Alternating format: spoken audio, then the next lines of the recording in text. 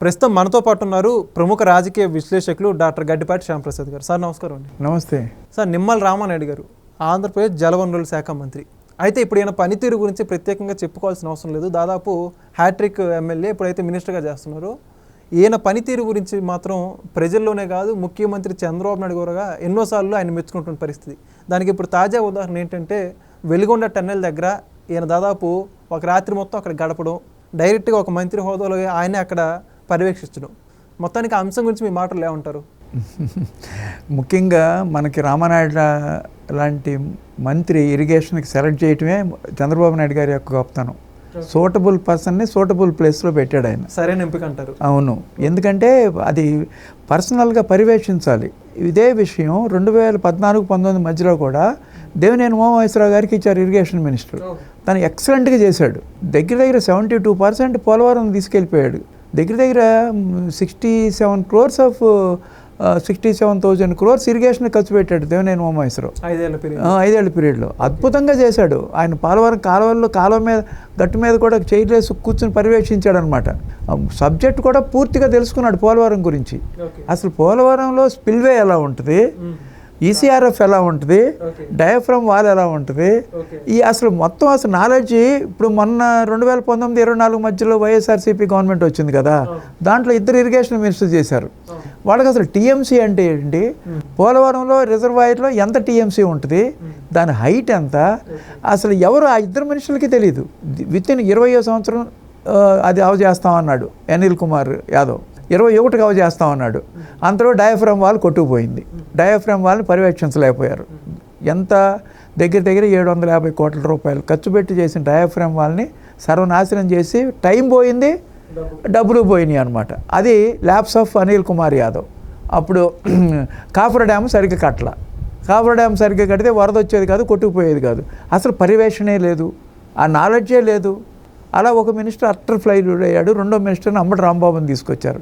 ఆయన అంటాడు ఇదంతా ఇంజనీర్ల పని, నాకేం తెలుసు, నాకు అసలు ఏం అర్థం కావట్లేదు, ఇది డయాఫ్రమ్ వాల్ అంటే ఏంటో నాకు తెలీదు అనేది మాట్లాడాడు. ఆయన కూడా ఓపెన్గా మాట్లాడాడు. అటువంటి వాళ్ళని మరి ఆ గవర్నమెంట్ వైఎస్ఆర్సీపీ గవర్నమెంట్లో అటువంటి ఇరిగేషన్ మినిస్టర్లు వేశారు. అందుకనే గవర్నమెంట్ కూడా తుక్కుతుగ్గా ఓడిపోయింది. అది వేరే విషయం.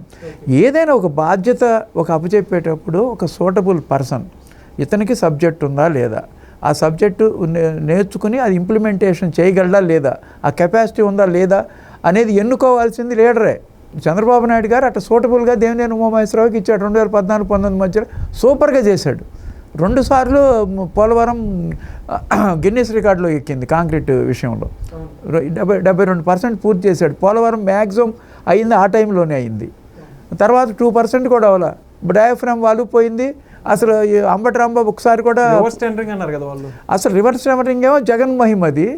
అసలు వద్దు అని సెంట్రల్ గవర్నమెంట్ చెప్పింది. రివర్స్ టెండరింగ్ చెప్పినా సరే నష్టం వస్తుంది, మనకి టైం పోతుందని చెప్పినా సరే కాంట్రాక్ట్స్ నవైగా వాళ్ళు చక్కగా గిన్నెస్ రికార్డులో ఉన్నారు.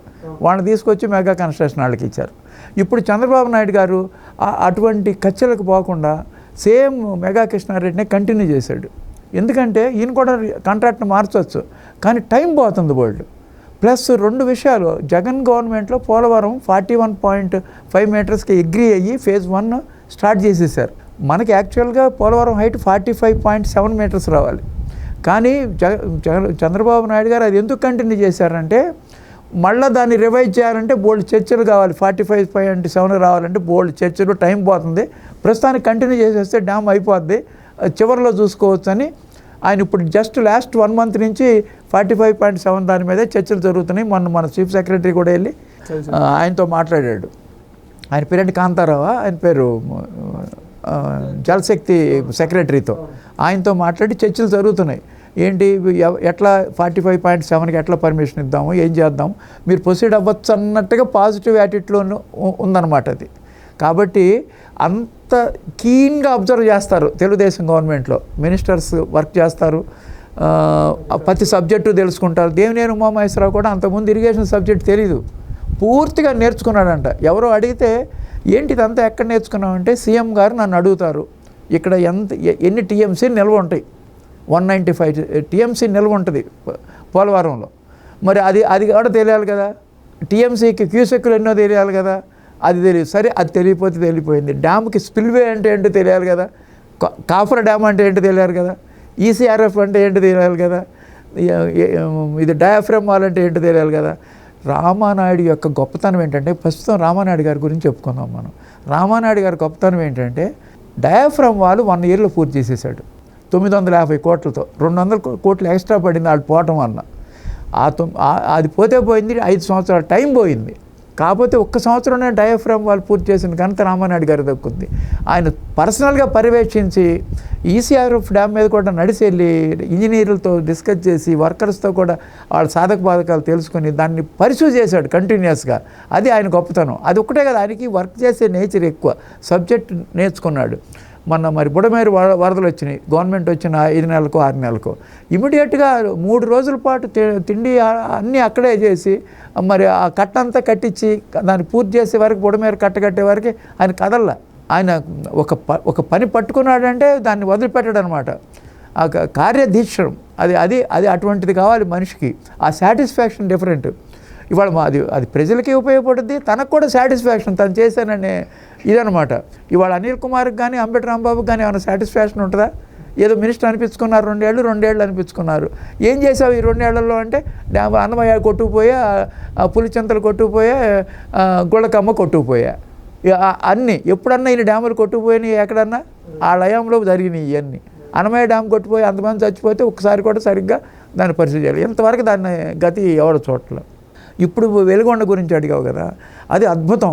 నిన్న అసలు వార్తల్లో వ్యక్తి రామానాయుడు గారు. అన్ని ఛానల్స్ కానీ ఎక్కడికి చూసినా సరే, యూట్యూబ్ ఛానల్స్ కానీ సోషల్ మీడియా కానీ, అచ్చంగా రామానాయుడు గారు ఆ టన్నెల్లో ఉండటం, ఆ పైన టోపీ పెట్టుకోవటం, నిచ్చెన మీద ఎక్కటం, పర్సనల్గా రాత్రంతా అక్కడే ఉండటం, పొద్దున కూడా లేచి అక్కడే కాఫీ తాగుతున్నట్టు, ఇవన్నీ కూడా ఫొటోస్ ఇవన్నీ వచ్చినాయి అనమాట.